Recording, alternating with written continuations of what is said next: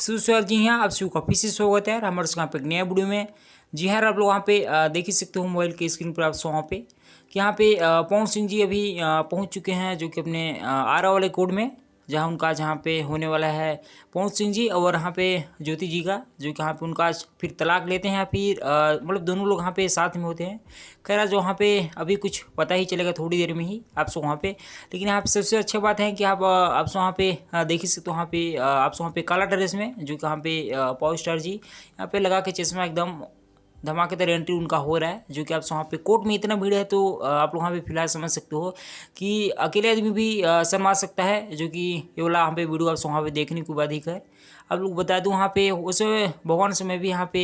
दुआ करता हूँ यार कि यहाँ पे पवन सिंह जी और यहाँ पे ज्योति जी एक साथ हो जाए तो कुछ अलग ही आज का दिन आप वहाँ पे बहुत ही खास रहने वाला है, जो कि आप लोग वहाँ पे कमेंट करो कि यहाँ पे पवन सिंह जी और ज्योति जी एक साथ हो जाए। खैर वाला आप वहाँ पे अपडेट कैसा लगा बताइए, क्योंकि यहाँ पे आज कुछ खास होने वाला है तो आप